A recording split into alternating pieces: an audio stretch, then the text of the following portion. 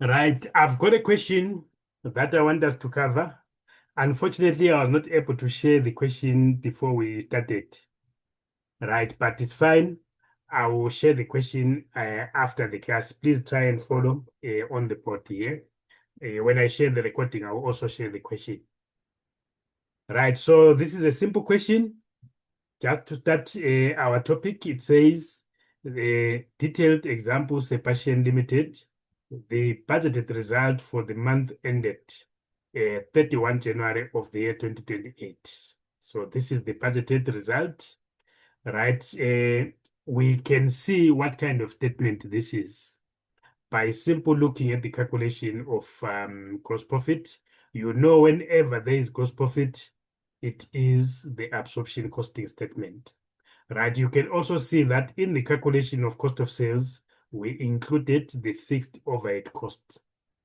So once you see gross profit, once you see the fixed overhead cost included in the cost of sales, it means they were using absorption costing, even if the question does not say so.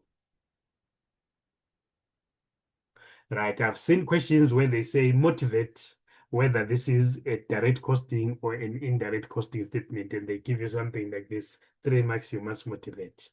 So you will indicate that they've used gross profit and they've used the fixed overhead on the calculation of cost of sales. So this is absorption costing.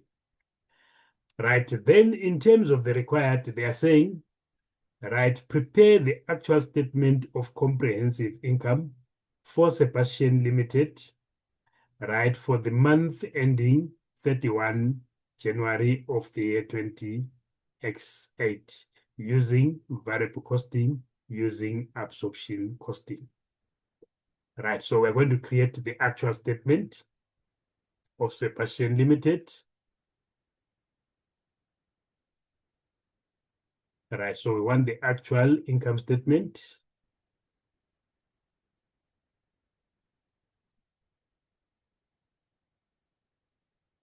Right, so we are creating it for the month ending 31 January.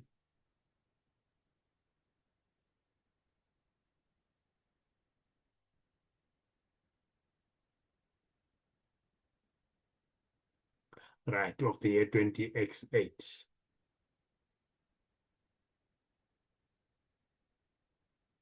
Right, so we have to be clear whether we are creating this statement, the actual statement based on absorption or based on the variable costing method. So they were very clear here. You must use variable costing. This is number one. So we use variable costing.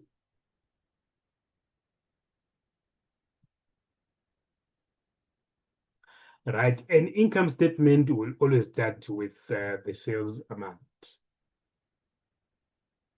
Then we'll go to cost of sales. We have to say variable cost of sales, remember?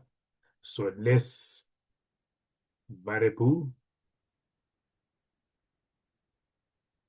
right, cost of sales. Right, then we'll go to opening inventory. We know the structure is going to be like that anyway.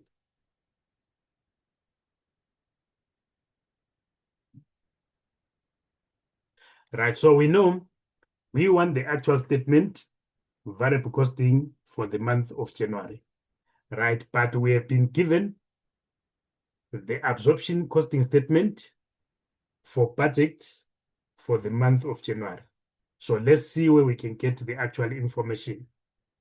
Right, it says management was informed late in December of the year 20x7, which is in the prior year, that due to the weakening rand, the material cost will increase by 150 per unit effective on 1 January 20x8. Now, this was taken into account in the budget above. All other budgeted costs were based on the actual cost incurred in December of the year 20x7. So remember, we are creating the statement for January of the year 2028, though we're creating the actual.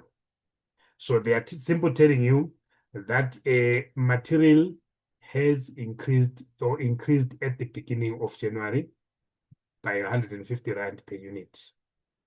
right? But all the other budgeted costs were based on the actual cost for December. So there was no change in all the other costs for December 2027 going into January, except for material, which actually increased by 150. Right? And then they say the fixed overheads are allocated to production on units produced. And then the budgeted production for the month of January was 15.3 units. That's the budgeted quantity. And then the normal capacity is 183,600 units per annum. And the fixed overhead was budgeted at that much for the year.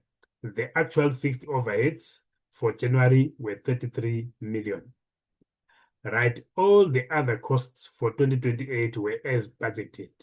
Then the selling price per unit remained unchanged. In January 2028, the actual sales volume was 10% higher than the budget, and 20,000 units were produced. Sebastian values inventory using the first in, first out method. Right, so what we know is that there is going to be an escalation in terms of the sales. So in January, the actual sales volume was 10% higher than the budget. So I do have the sales units budgeted, which is 10,000, which is 15,000, right? But that 15,000 is going to escalate by 1.1, which means from 15,000, if we increase by 10%, which is 1 to 1, we're going to get 16,500 units being sold. And what is the actual selling price? Right, in terms of the actual selling price, and then they say the selling price per unit remained unchanged. So it is the same as the budget. So we need to find out the budgeted selling price. Right, in terms of the budgeted selling price, how do we calculate that, good people? Right, when we are given the number of units sold and the total value of the sales, what is my selling price per unit? What do we say? Is it not 75 million divided by 15,000? Yes, so remember 75 million is derived from 15,000 units sold. So therefore, we should be able to divide the total that we got, 75 divided by 15, and then we're going to get 5,000 here. Right, so it simply means each unit was sold for 5,000 each. Right, I suppose this is what the good student here. Right, cost divided by units, yeah, right. So, but it's sales divided by the units. Then we multiply that by 5,000 here. So if we say 16,500 by 5,000, then we are going to get 82500,000. So that was the selling amount. Right, from there, we need to look at the opening inventory. What do we have? Right, so when you go here, it says opening inventory, it's 600 units with a total cost of 2.4 million. But remember, this is a system designed for absorption costing. What is the difference between absorption costing opening inventory and variable costing opening inventory? Right, what will be the difference between the two? Absorption costing includes fixed costs in the opening inventory. Yes, and the variable costing does not include fixed costs. So we need to come here and say what makes up the cost per unit in terms of opening inventory. Right, so remember, if you're calculating opening inventory, a cost per unit, and you're using absorption costing, you must include direct material, direct labor, variable manufacturing overhead, as well as the fixed manufacturing overhead. But when we calculate for variable costing, we are going to leave out the fixed manufacturing overhead. So let's be reminded also that when we calculate the actual statement for January, remember the opening inventory would have been manufactured in the prior year in 20x7 December. So therefore, we are saying the closing inventory in December is the opening inventory in January, which means when I calculate the cost of opening inventory, I have to revert back to the previous year because those opening inventory were created in the prior year, not in the current year. Are we clear about that, good people? Are we understanding it? Right, we are talking about opening inventory. It can't be based on the current manufacturing costs. Right, it has to be based on the what? On the previous month closing inventory and manufacturing costs. So we have to be clear. So the question was very clear, right? So we need to calculate our opening inventory here.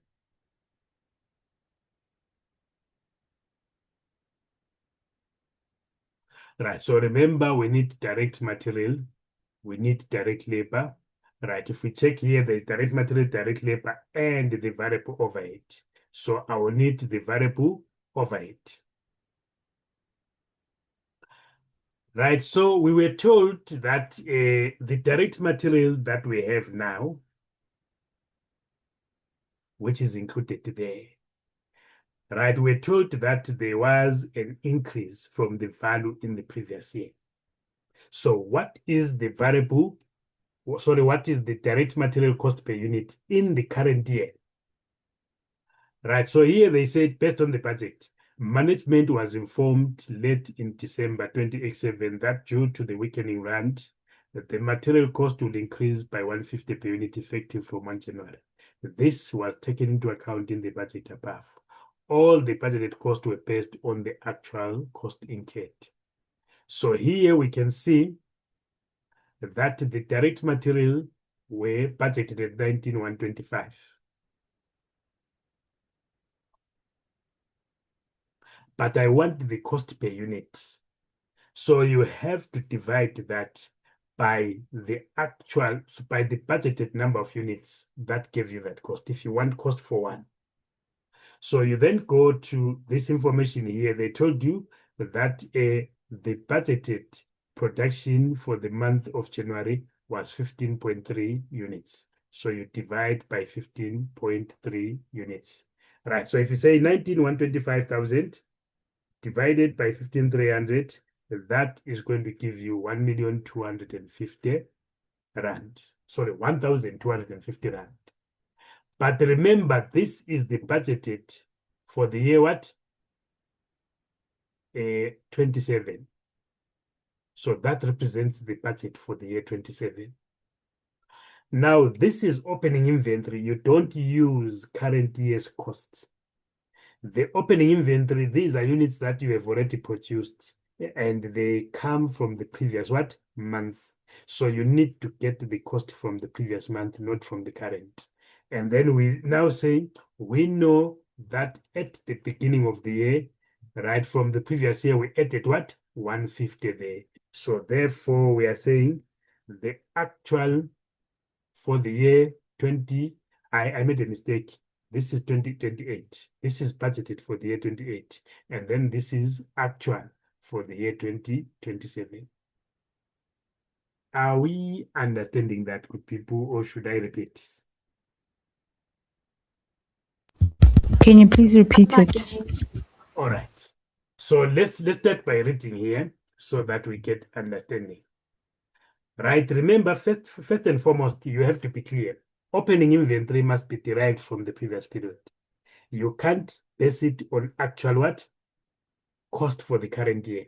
Because the opening inventory is already there on hand and it was created in the previous year. Right? The closing of the previous year should be your opening value for the current year. So you derive opening inventory from the previous period. Then they tell you that management was informed late in December of the year 2027 that due to the weakening rand or the weakening rand, the material cost will increase by 150 per unit effective on 1 January of the year 28. So there was an escalation coming into the 2028 year, January 2028. Now this was taken into account in the budget above. So it was included in that figure. right? But we are saying we want the figure for the previous year, 2027. This was before the addition of this amount. This comes from the current year. So when I take the 19,125, which is the total budgeted for the year January, and I divide by the number of units planned for production, it means the total budgeted cost is 1,250. Now, this 1,250 includes a budgeted escalation of 150 at the beginning of the year. If I want to go to the value before the escalation, which is the value of 2027, I need to subtract that amount. So per each unit, the direct material in the prior year was 1.1. Are we following? Yes. Yes. Okay. Right, what about the direct labor and the variable overhead? They were very clear. All the other budgeted costs were based on the actual cost for December 20 what? X7. Right, so we anticipated no change in the actual cost for 2027, and we used them for the budget in 20 what? 28. So we can take these costs as they are. So we say 6885 here. Right, is it 885,000? Yes, it is. Then we divide by the number of units produced. Right, then we are going to get the cost per unit. So that gives me an amount of 450. Right, then we get this amount, which is 5355, divided by 15,300. Right, so this is what we used in our budget. It is the same as the actual for the prior month. Right, then we add everything here. Right, so you can see that we did not include the fixed manufacturing overhead because this time we are using a variable costing. So we have a cost per unit, right, which is 1.9. And then we say how many units are in opening inventory? It is 600. Then multiply by 600. So that gives us a value of 1140,000. And you can see that this will be lower than the opening inventory that we have for absorption costing, simple because, excuse me, we are leaving out the fixed manufacturing overhead cost. Right. Any questions, good people, up to where we are? Are we together?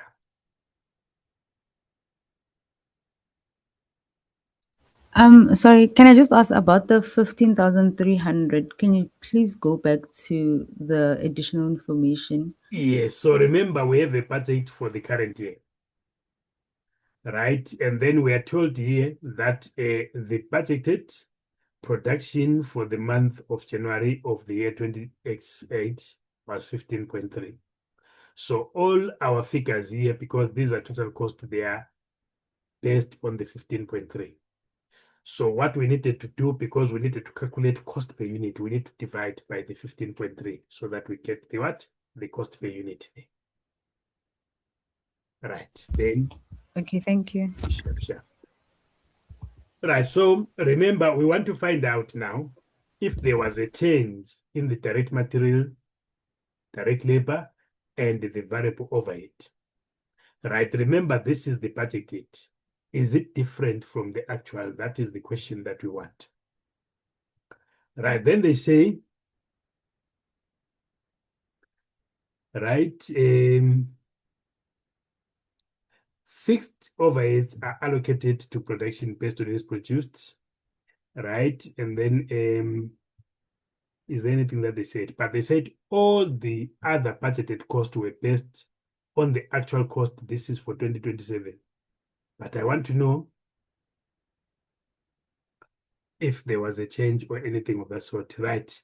All the other costs for January 20x8 were as budgeted. So the actual costs are the same as the budgeted cost. So which means in terms of direct material.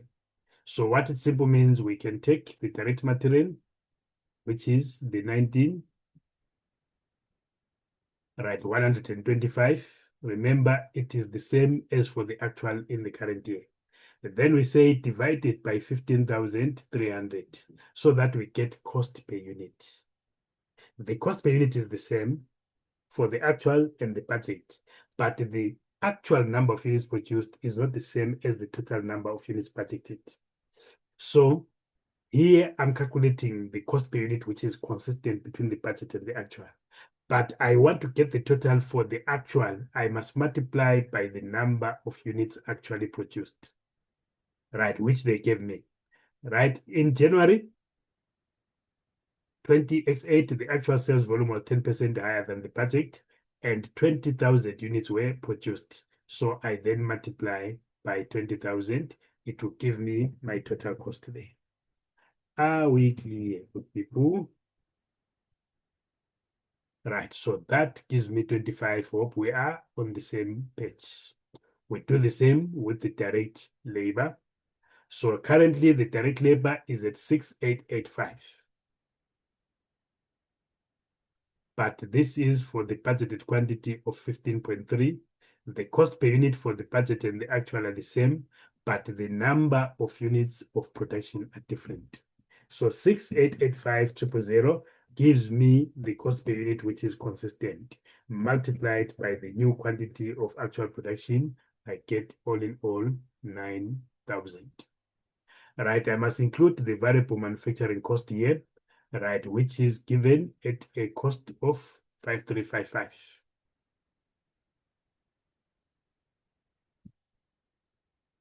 Right, divided by 15.3. All of that multiplied by 20,000. Right, I am creating the actual based on variable costing. I will not be including any fixed cost today. So that gives me 7,000. Right, we are done. We leave out the fixed manufacturing overhead cost. We add 114,000 plus 25 million plus 9 million plus 7 million. Right, all in all, it now gives an amount of 42, right, 140,000. So this is total available for sale.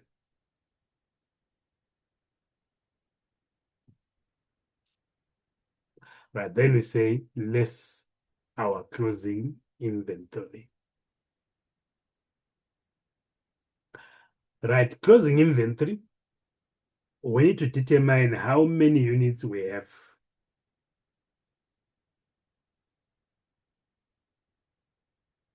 Right, so we need to first determine how many units we have in closing inventory. Remember, we opened the year with 6,000 units. Right, from those 6,000 units, we produced 20,000 units. Right, only to sell 16,500. How much is remaining in stock? So 20,600 minus 16,500, it means in stock we should be sitting on 4.1 units. So opening plus the number that you produced, 600 by 20, and then you subtract the number of units that you sold. You get your closing units. Then we calculate value in this way. First, you must check which inventory valuation method are we supposed to use. We are using the FIFO method. But what does the FIFO method say, good people? What does it represent? Right, it's our first in, first out. Now, what it means is that the units that we produced earlier are the ones that we're going to sell first when we start selling. Now, if you look at what we have, right, we have opening inventory of only 600 units. But all in all, we have managed to sell 16.5, which means we have outsold all our opening inventory. It is no longer there, it was sold. So if that is the case, it simply means when you go to closing inventory, you no longer have any elements of the opening inventory because all of opening inventory has been sold off, is no longer there. So that when you calculate the value of closing inventory, you must not in any way be affected or be influenced by opening inventory, because in your closing inventory, you are claiming that all of opening inventory is not there. It has been sold off. Are we clear, good people? Right? Are we understanding? Yes. So we are using the current production cost to value closing inventory. So how we are going to do it? We need to add these figures. Right, then we'll get our current production costs. So we already have these figures in a way. Right, we can say 1.1 per unit plus 450 plus 350. These are the figures that we calculated. Yeah, but we can't use 1.1 there. We need to use 1 to 50. Right, so we are saying in the current year, to produce 1 unit, for the direct labor, we need 450, we need 350 per unit, but for the direct material, we need 1,250. Remember here, we're trying to calculate 2021-7, but here we want 2028 because we're dealing with the current year. But we are using 450 and 350 because we're told that the budgeted and the actual are the same. So once we do that, we can then get our cost per unit. So we say 1,250 plus 450 plus 350, then we get 2,050. We can also calculate this by saying, right, what are the current production costs? Leave out opening inventory, 25, 7, and 9,000, 9 million. So we then add and say the total production cost for the current year is this value.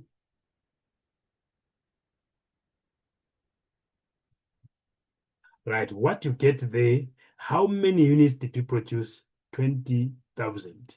Then we can get our value. So our material cost was 25 million, direct labor 9 million, variable manufacturing overhead 7 million, all in all 41 divided by the number of units produced, which is 20,000, it gives you 20.5. So this is per unit.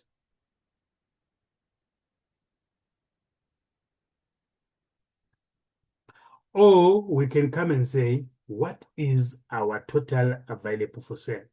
42,140. But we have a problem. This includes opening inventory, right? Because that is the total of everything.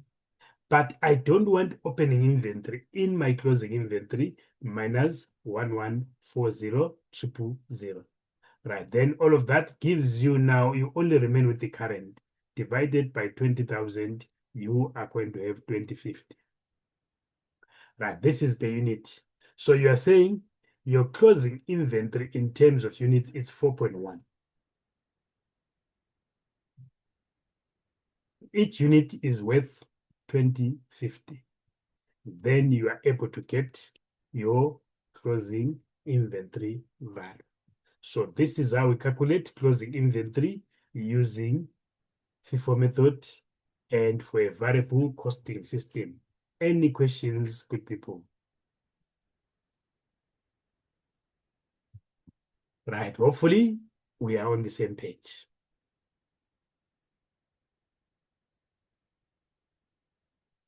Right, so this will give us an amount of 33,735,000. Right, then we can add, is there any other variable cost anywhere else outside production? Right, so if we go and check, right, is there any other variable costs? Right, so we have got selling cost variable 450. So we add that. Right, variable selling costs. Right, which is an amount of 450,000. Right, only after we have that can we then compute what we call our cost of sales. Yes, Tamilin, you can, or Terry, you can go ahead. Okay, then so I wanted to ask if it's not stated that is a variable, meaning it's not a variable all the time, or is there any possibility that it is a variable without them stating that it is a variable? Right, normally they would tell you because remember, this type of cost, if it's a selling cost, it can be fixed, it can be variable. So you can't guess, the question will have to tell you. Right, the only time that they might not tell you directly is when it's a mixed cost, but they will give you adequate information so that you are able to now separate that mixed cost. Ne? Right, they will give you a clue and they will give you all the information to calculate. So not to worry too much, the information will be given. Right, 33,735,000 plus 450,000. Then we get a value of 34 here. Right, 185.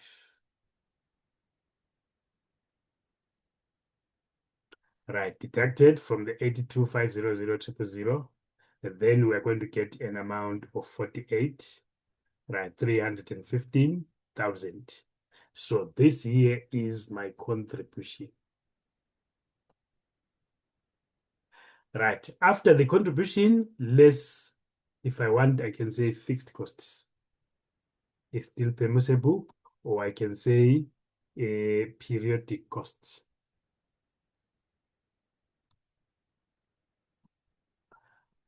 Right, then I go to my fixed costs. Right, I've got the fixed overheads, fixed manufacturing overhead.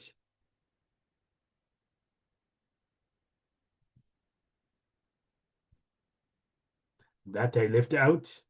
Right, remember this is for the budget. I don't want this. We have got the budgeted fixed overhead cost here. I'm not looking for that.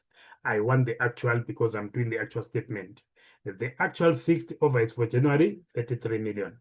So I bring in 33 million here. Right, is there any other fixed cost? Yes, there was administrative costs, 263,000. So these are fixed admin costs. Right, then I just add everything together and I get my total. So this is 263.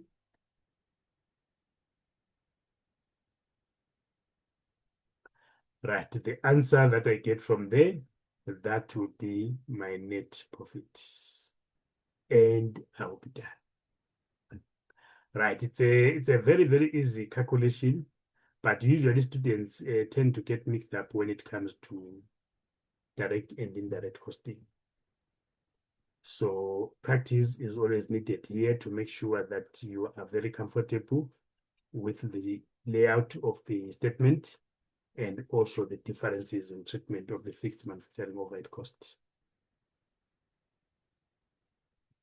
Right, so 48,315,000 minus the 33,263,000, that is going to give you 15,052,000, right, 000. So that is our net profit for the year. Any questions, good people? Right, sometimes they may say use the weighted average cost method for inventory valuation.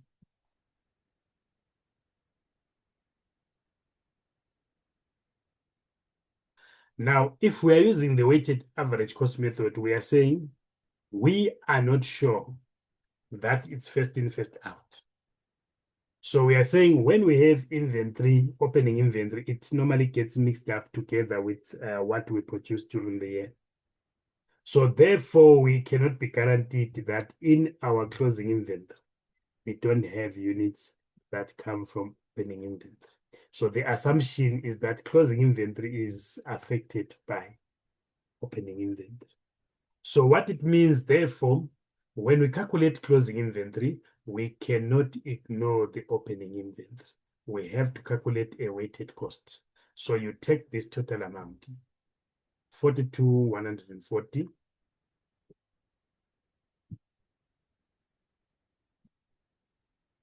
Right, then you want cost per unit, you must divide it by the number of units that give you that cost. Remember, 600 units in opening plus 20,000 units that were produced in the current year. So this will give you your cost per unit. If they'd said use weighted average cost method. Right, so therefore the cost would have been 2045.63 per unit. If you wanted the total, you would then say 2045.63 multiplied by 41 units in closing inventory. The number of units in closing inventory does not change, it remains the same. So this is what we're going to do if they were saying we use weighted average method. But if they say use the FIFO method, we are saying this amount, which is the total available for sale, includes opening inventory, which we are assuming cannot affect closing inventory because we've sold the units. So less the opening inventory value. So what we are left with is current production, and current production is only 20,000 units. Then it gives you that particular value. And you'll be done with the weighted average method and the FIFO method as well. So any of the two can come at any given time. Right, so for number one, this is what we were supposed to combine. Number two, they want the actual statement, but this time the actual statement, you are going to base it on absorption costing.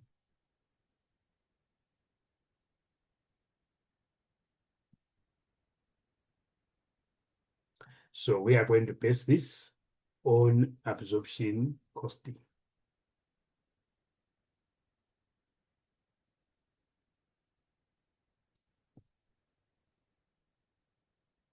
Right, so the main difference is going to be how we treat the fixed manufacturing overhead cost here. So other things will likely remain the same. So this will be faster. So we're going to say our sales, the sales is not affected by which method you are using. So it will be 8,500 again. Right, then we say less cost of sales. So there is a slight difference here. Right, here we just say cost of sales.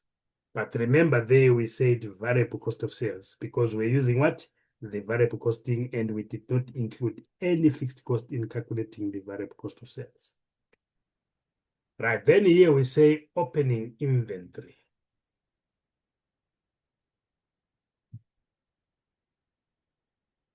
Now remember the information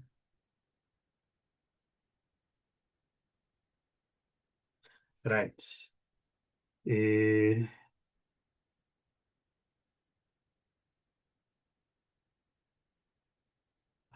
All right, I want to check something.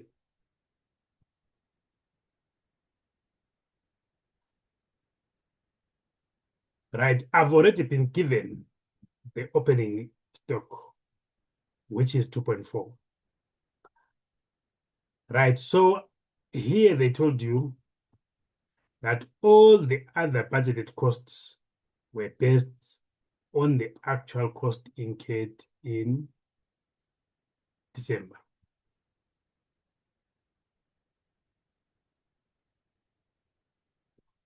All right. So all the other budgeted costs were based on the cost incurred in December. Then management was informed in late December 27 that due to the weakening of the rand, the material cost will increase by 150 per unit. Now, this does not affect opening inventory. Someone tell me why. It affects this, but not the. Right, how is that possible and why are we saying that? Right, opening inventory is based on the figures as they were in 2027.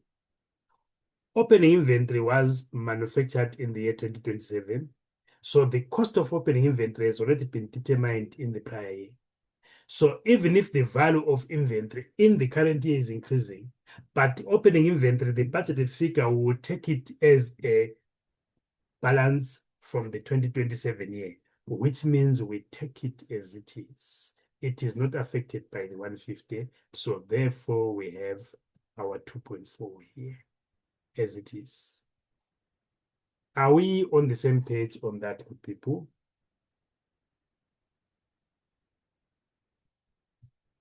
Not really. Please come again. All right. So remember, we are saying when you do your budget, you'll probably do it at the beginning of January or at the end of December. Right, in your budget for January 2028, you don't have the correct figures. You are using estimate, except for one figure, which is opening inventory. Opening inventory, you're talking about inventory that you already have at the end of December, and you already have the cost. So the closing value of opening inventory in December, you carry it forward to January in your budget, and that opening value is exactly the same as the actual closing value in December 2027. And when you do your actual statement, again, it is just a carry forward balance, because you are talking about something that you are not estimating that you already have. But when you say sales, you haven't yet operated in 2028 when you do a budget. So you simple estimate, and we estimated 16.5 units, but ended up with what? 20 units. That's why we changed the figure. But opening inventory, it never changes. Are we clear? Yes, thank you. Wonderful. So don't worry about the 150. It was never factored in calculating that, because this is just a carry forward balance from the previous year. Then we go to direct material, direct labor, variable manufacturing overhead. This will give us exactly the same costs. Remember, we've already calculated these elements. We got 9 million here. We got 7 million right here. Right, so that is not a problem. But when it comes to the fixed, we use applied fixed manufacturing costs.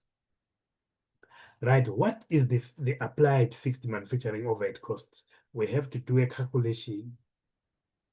Right, so we have a topic that we're going to do later in the syllabus called the overhead allocation. Right, fixed manufacturing or overhead allocation.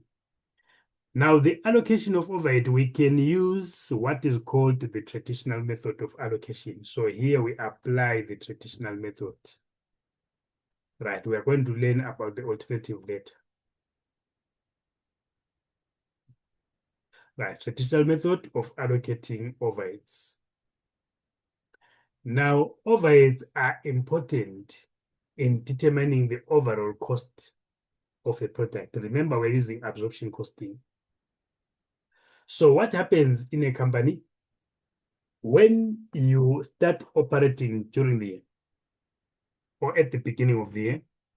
You need to come up with a selling price, and the selling price is determined by the cost of production. So we mark up the cost of production. So if your production costs 100 Rand and you put a markup of 20 Rand, you will be able to arrive at the selling price. Now, what we are saying with the overheads now is that to calculate the cost per unit of overheads, you need total overhead cost. Now, let me use the fixed manufacturing overhead. So you say total fixed manufacturing overhead costs. Then you divide that by the total units produced. In other words, if I incur 1 million in fixed manufacturing overhead and I produce 200,000 units, then I will get, is it 5 Rand? Right, so in other words, I'll be saying my fixed manufacturing overhead per unit is 5 Rand. So this is the most accurate way of calculating the fixed overhead cost that you allocate to each unit that you produce. You wait until the end of the year. Add your invoices, you get your total fixed manufacturing overhead cost. Right? Your production system and records should tell you how many units you produced. Then you are able to get this figure. So it simply means that you can only get an accurate fixed manufacturing overhead cost per unit at the end of the year when you have finished with that year and you have the relevant totals. However, production cannot wait, or sales cannot wait for the end of the year for you to determine the fixed manufacturing. Remember, you need that figure to come up with your production cost and then you mark up and get the sales price. You cannot wait for the end of the year to get this figure because you want to determine the cost of production per unit so that you can put a markup. So what is the solution? Use budgeted figures.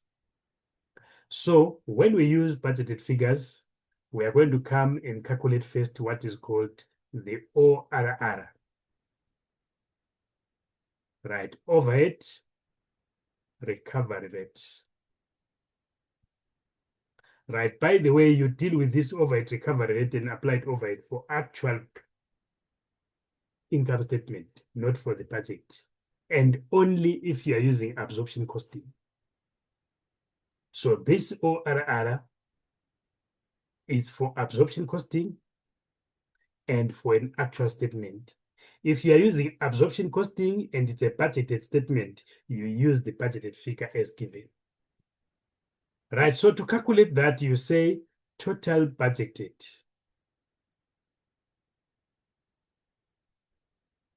Right, fixed manufacturing overhead. Then you divide that by the total budgeted output. So this is on the assumption that overheads are allocated based on output. Sometimes they are allocated based on direct labor hours or machine hours. The question will direct you. So if you read here, they were very clear. Fixed overheads are allocated to production based on units, which is output. At other times, they will say based on labor hours. If it is based on labor hours, you will say divided by total budgeted labor hours. Right, so if we go to the information, this is what they said. The normal capacity is 183,600 units per annum. And the fixed overhead was budgeted at 385,560. This is for the year. So 385, right? 385,560,000. Right, all of that divided by the number of units budgeted for production. So we budget based on normal capacity. If you see normal capacity, substitute that for the budgeted, 183,600. So this is our ORR. And remember, this is a budgeted cost per each unit that is produced, and it gives 2.1. So this is per unit. So we are saying according to our estimation and budget, right, each unit that is produced should be charged a cost of 2.1, but that's an estimate cost. So what we then do in production and in our accounting system, every unit that will be actually producing, we will be charging 2.1 so that we can determine a markup and the selling price and can start selling immediately. So you need to go back now and say, what are the number of units that we planned for production? We want applied, right? Fixed manufacturing overhead. So we say actual, right, units of production multiplied by ORR. We produced 20,000 units. Each of those units we were charging 2.1. So in other words, we're saying every unit that we churn in production, we were using the estimate of what? 2.1. So 20,000 by 2100. So that gives us a total of 42,000 or 42 million. So this is our applied overhead. It means until the end of the year, when we can determine the actual figures in our system, the overhead that we have is 42 million. So therefore, we work with the 42 million. So this is what we bring here. Not the actual. We use the applied overhead. For two reasons. We are following what happens in production specifically. This is what happens in real life. That's reason number one. So we are following that. Reason number two, we are saying when we calculate the value of closing inventory, it must be based on expected what? Production cost. Not on the actual, because in the actual, you can find that maybe you have been not very good with your production and you end up incurring a bigger figure. So let's say you normally consume 42,000 in terms of the fixed manufacturing overhead. But if you employ new employees and they are wasteful, maybe with or they take more time to produce, or they are just not competent enough, you may end up spending 50,000. Which means if you use 50,000, it will have an impact on the value of your inventory. It will have an impact on the selling price. And your selling price may not compete in the market because you are overcharging because of incompetence in production. So what happens is that you want the selling price not to be affected by incompetence in production, because even if you levy that incompetence to the selling price, your price in the market will be too high. You won't sell. It's counterproductive. So what we normally do is when we are calculating the selling price and we are looking at the fixed manufacturing overhead cost, we use the expected cost that we normally budget. That's why we use ORR, not the actual. Does it make sense? Ziabwe. Yes. Right, so you use the applied overhead there. So which means we are now going to get 85,400,123. So this is total available for sale.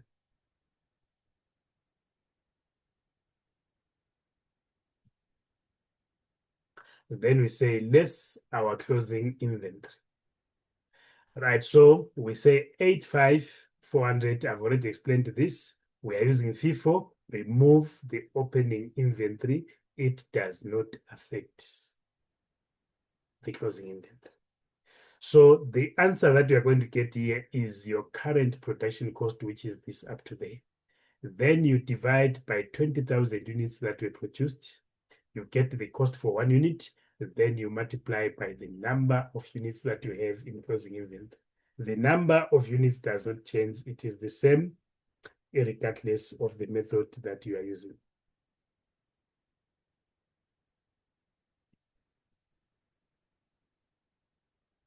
Right, so all in all, we are going to have 17, right, 0, 15,000.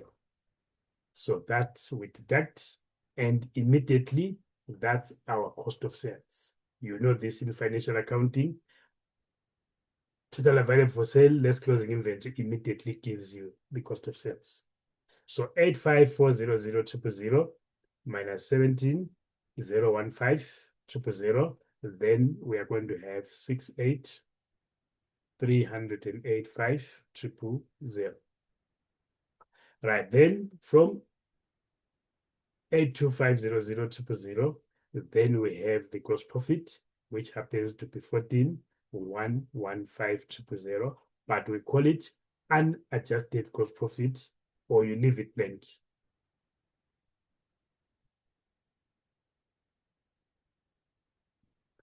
Now remember, we have been using. Sorry, did you say unadjusted or adjusted gross profit? The unadjusted. Thank you.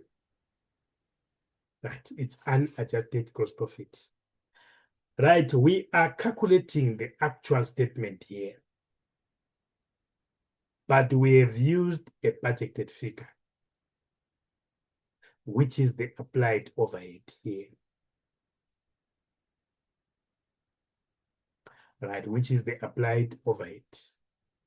Now, when you get to the end of the year, you now have the actual figure. You now have the actual figure. So what you need to do, you need to come and correct your gross profit. So, right, so you're going to say, what was your provision? 42,000. This is your provision for the fixed manufacturing overhead. It's your budgeted figure. Then you say, but what was the actual? The actual was 33 million. So you say minus 33 million. The difference is 9,000 rand. Right, so this 9,000 rand that you have here, it's simple saying that you overcharged. Remember, you use budgeted figures and you overcharged yourself by 9,000. So this here is over provision. If you overcharged,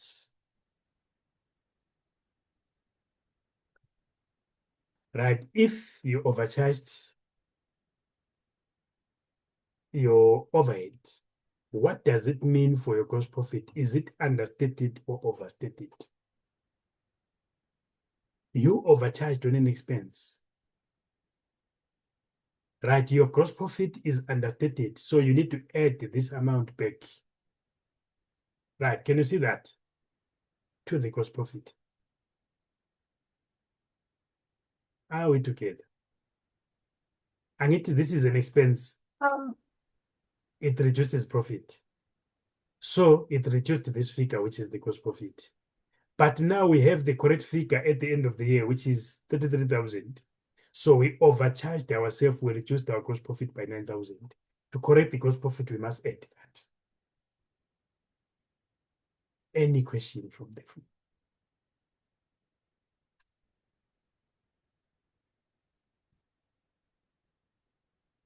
Right, there is another way of calculating this 9,000.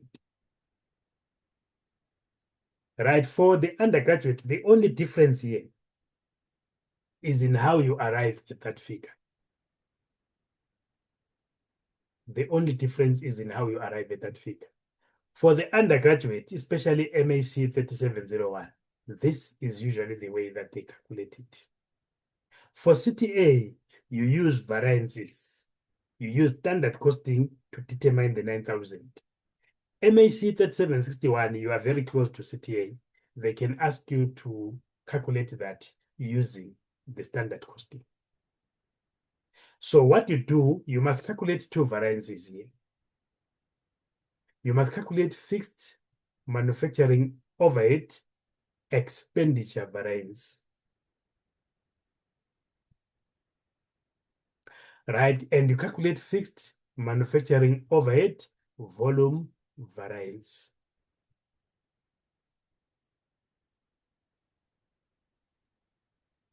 So usually at CTA, they insist on that.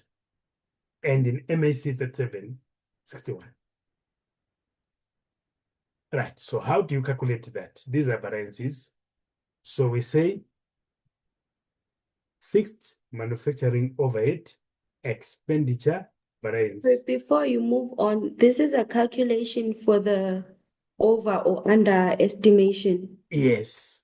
Right. Okay. Remember, I've shown you one way of calculating it, which is the simplest way. This one. Right. So this we normally use in MAC 3701.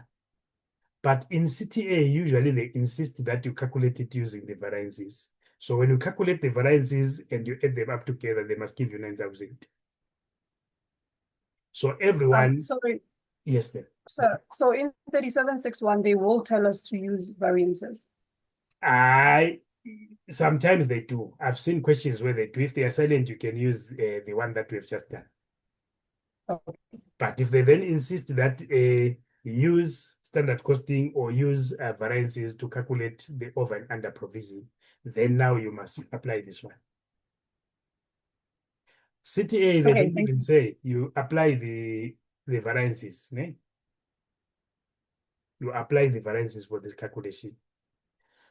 Right, so the fixed manufacturing overhead variance is the easiest that you can calculate. So it will be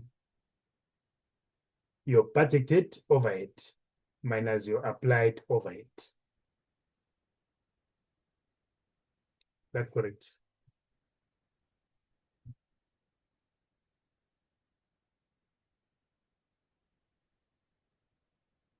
Right, because I've got the budgeted overhead. It's budget minus actual. It's budget minus actual overhead. Yeah, budget minus actual. So when I go to the budget, this is what we were given. Based on the budget, 32,130.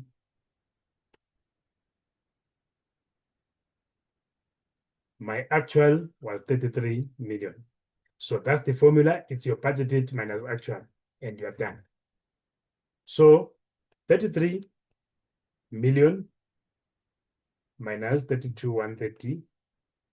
That gives you 870,000.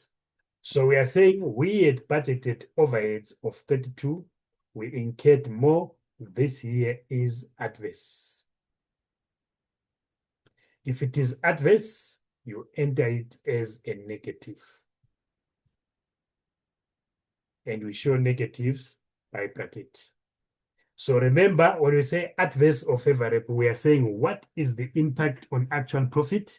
Is it increasing profit compared to the budget or not? We budgeted for a cost of 32. We incurred a higher cost. This is reducing our profit. That's unfavorable or adverse. So that's how simple this variance is. Just your budgeted overhead minus your actual overhead, and you determine the variance. Then we have one more, the fixed manufacturing overhead volume variance. Now, whenever you deal with a volume variance, it is also very simple. You determine, right, you compare the budgeted quantity minus the actual quantity multiplied by the standard cost. Right, so here we're talking about the volume of production, number of units produced. So we budgeted 15,300. We produced 20,000, if you still remember the figures. So 15.3 was the budget, and then the actual was 2.1. Then we multiply by the applied overhead, right, which is 2.1. That's your standard cost, right, 2.1.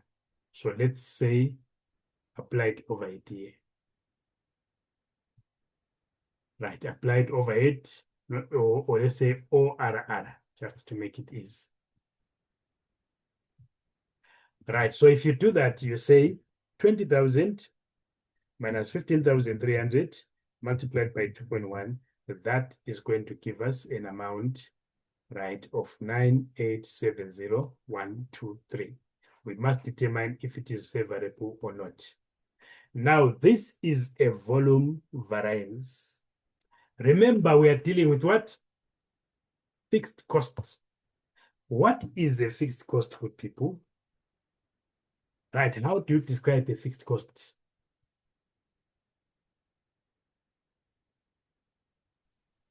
That does not change due to the output, it stays the same. Right, the total does not change, it remains constant. But the cost per unit does change. If you increase the number of units, the cost per unit will what? Will reduce. If you reduce the number of units, the cost per unit will increase. So it is to the advantage of the company if you produce more, where a fixed cost is concerned, because the cost per unit will go down and thereby improving your profit. That's why we're calling it what? Favorable. Are you understanding that, good people? Right, are we there? Angithi sikhuluma nge-fixed cost. The total remains the same, but the cost per unit what? reduces as you produce more. So because here in the actual we produced more, our cost for 1 unit in terms of production was lower than when we produced 15.3. Oh. Right, you understand it? So thereby improving profitability, it's a favorable variance. You must be clear on that because here you must determine whether it's favorable or unfavorable. So this one is favorable, which means we now come and say, right, it's 9,870 000 favorable. When we add the two, they equal the 9,000 there. So this is one way of determining that 9,000. You can show off in 3701 if you understand how to calculate it this way. Even if they don't ask, you can still do it this way. You will still get the full marks. But in CTA, in MAC 3761, it may be expected that you calculate it in such a detail. Right, then you close right here. What you get is your adjusted gross profit. It's your gross profit. You don't have to say adjusted. Right, so we then have an amount of 23,115 000. So this is the corrected gross profit amount. Right, so remember, I don't want you to be worried in the exam when they say budget and you are busy looking for information to do this calculation. It is only applicable to actual income statement based on absorption costing. If you are doing an absorption costing statement and it's a budgeted statement, you won't have all of this. You will simply use the budgeted overhead there, and that will take out the need for all of this. This is only done for an actual statement where you are using absorption costing. Right, once we are there, we then say less periodic costs. You can also say non-manufacturing costs, because all the manufacturing costs have been taken care of. Right, in terms of the non-manufacturing costs, right, we had administration fixed costs.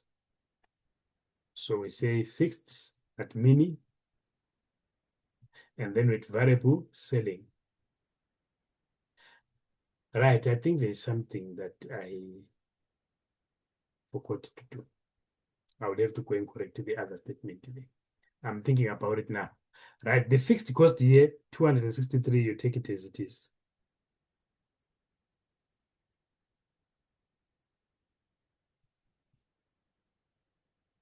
It's not affected by output. But the selling cost, remember, a selling cost is determined, it's a variable cost. This is a variable selling cost. It is determined by the number of units sold. So therefore, we're supposed to say 450,000.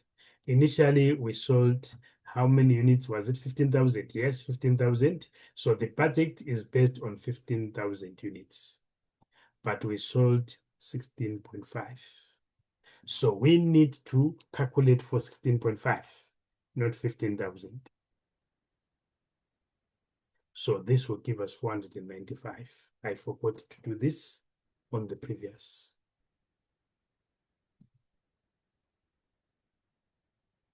Right, 263,000 plus 495,000. So that gives us 758 000. Right, from the 23,115 000, right, we are looking at 22,357 000. So this represents our net profit.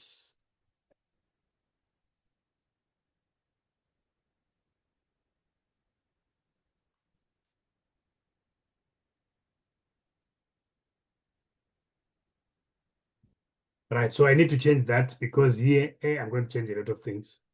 Right, because I forgot to change that. Remember, we're saying it's going to go to 495,000 here. So it's 735,000 plus 495. The 450 was for 15,000. 1 for 20. I went for 16.5, yes, not 20.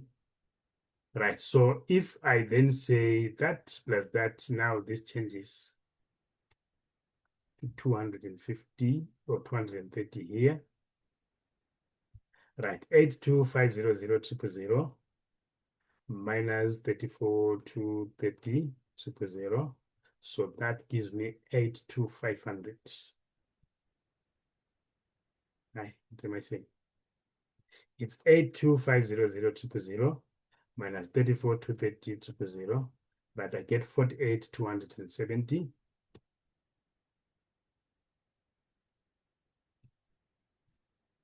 Right, minus 33,263 Then I get 15,007. Right, so I get 15,007,000. So that is what I am getting, right, at the end of January for variable costing. So these are the two statements that we were initially asked to combine. Any questions could be put. Right, there is one more requirement, and then we close this particular calculation. Right, this one says, right, reconcile the net income according to the two methods. So you can agree the two statements, which is a reconciliation.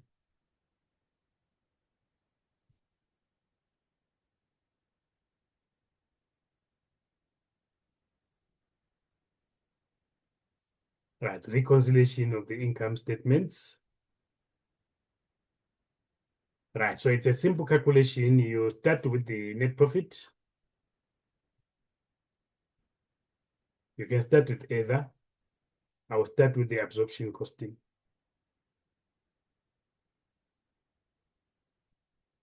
Right, my net profit based on absorption costing, I have a value of 22,357. Hey, the difference is so big. Why is the difference so big? Here, there is 15. It's what it is. Anyway, it's 22,357.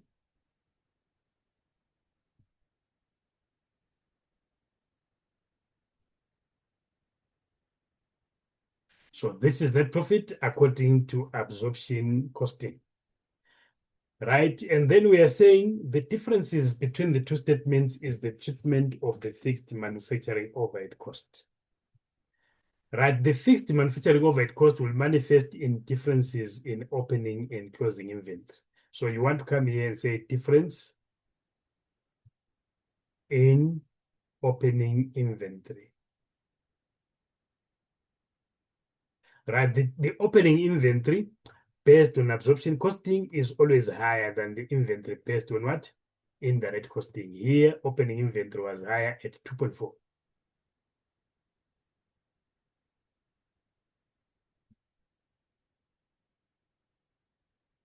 If my memory serves me right, 1140 on the direct costing. This is because in direct costing, we did not include the fixed costs. So therefore, my opening inventory is bound to be lower. There is a cost that I've taken out there. Right, then you calculate the difference here, where you say 24,000,000 minus 1140,000, then you are going to get a figure of 1260,000. Now we are saying, what is the impact of opening inventory on the calculation of profit? Now, opening inventory affects us in the calculation of cost of sales.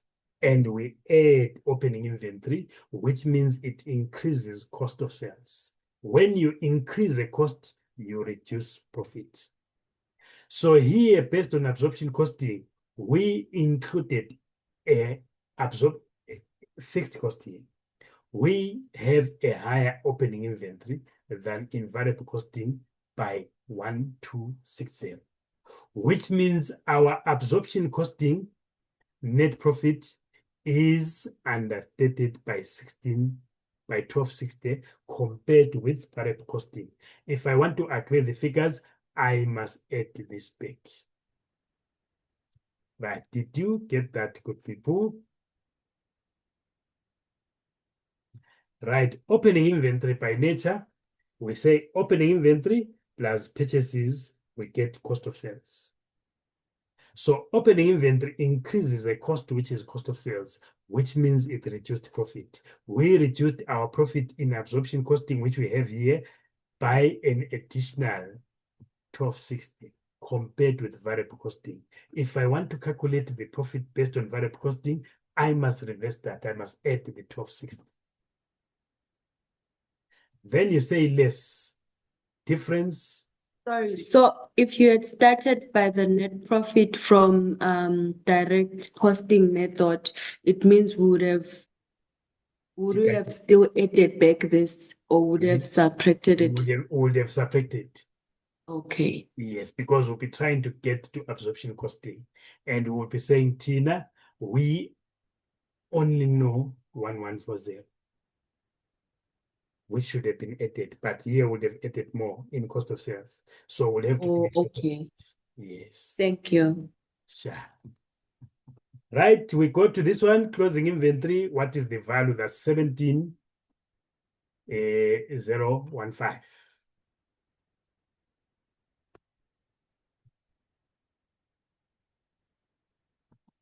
Right, then for the other method, which is variable costing, it was 8405. That's closing inventory. So of course it is lower here. It's bound to be lower because we are not including fixed costs. Right, so we say our 17,015,000 minus 8405,000. Then we are going to get a figure of 86,10123. Right, so what we are saying here, right, is that when we were calculating the closing inventory of absorption costing, we deducted 17 because closing inventory in the calculation of cost of sales is a deduction, right? So when calculating closing inventory in absorption costing, we increased our profit by 17 because closing inventory reduces cost of sales, which means it increases profit. But in direct costing, we only deducted 8405. So if we are to get the same profit, we should make sure that we are deducting the same by reducing the difference here. So when you calculate here, you must get your net profit based on variable costing. So you say your 22,357,000 plus 1268,000 minus 8610,000, you are going to get exactly the same. So very common that sometimes you get a reconciliation. Remember, your module, especially in the exam, you are trying to do both costing and sometimes, especially if you are doing undergrad, MAC 3761, you are trying to do both the MAC and FAC in one paper, in one sitting. So they will not usually give you these long questions here. Right, but they would want to examine you on direct and indirect costing. Sometimes they will give you the net profits, right, and just ask for that and give it maybe 4 marks so that they can examine as many topics as they can. So this calculation is very important. It can be your examination without necessarily having to calculate the other things. So you need to master this as well.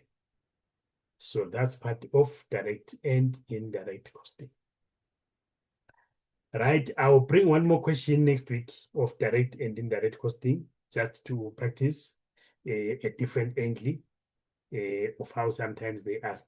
So when we start next week, we'll do a practice question. Maybe I can look for a question on Monday. If you remind me, I'll send you. And then you have a look at that question. Then we do it together on Saturday. First, maybe 45 minutes, we are done. Then 3 hours, we'll do something else.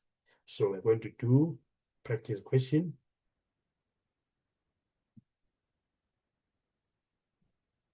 Direct and indirect costing. Then we are going to do ABC costing next. Right, let me check the communication here.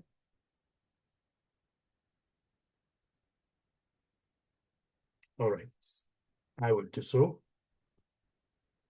Right, then we are going to do cost profit volume analysis. So this is what we are doing in the next week. These are the next topics. I'm sure these ones are a bit short, so we can cover 2 topics plus our practice question here. Right, so for today, let's end it here. But remember, you are in the peak time now. When you do management accounting at this level, you need to find time to sit on your own and practice. You can't rely on the tutor. I'm here to provide direction. But to get the best, you need to also sit down and study. It's like when you are doing mathematics, you know the story, even if the tutor is good. If he teaches you and you don't practice, you forget the formulas. You forget everything. So what is important is get the gist of what we are doing here, but find additional questions in your question banks that are similar, practice those. So that way you will get the best out of this. And remember, at the end of the day, you want to hit as high a mark as possible in test number 1, if you are doing tests, so that you lessen the pattern. You don't know how we are going to do with test number 1. Maybe you do very well in MAC. Later along the way, it will give you an opportunity to concentrate on the modules that won't be, up to scratch. So test number 1 is very important. You must make sure that you do very well in test number 1 as much as you can. All right. Yeah. When I'm sharing the recording, I'm going to share my notes, everything that you are seeing on the portal. I'll share it, including the question and the answer, plus the video. So you get everything. I will share in the afternoon, maybe around 2, 3 thereabout. Yeah, that's when I will share. All right, so please prepare, and also just make sure that Anita, I'm giving you the topics for next week so that you can prepare, so that you can open your textbook, just see what is happening here, just see what is happening there. If you come to class having done the stuff prior, it will be easier for you to follow than when you are hearing it for the first time. So just be diligent, go through ABC costing, even if you just do the theory and you don't get to the calculations, it's still fine. At least we are meeting halfway and you understand it much more better. Right, let's end it here. I'm going to send another link for those guys that are doing taxation, which is going to start at 2 p.m. So yeah, thank you very much. I shall see you when I see you. Thank you.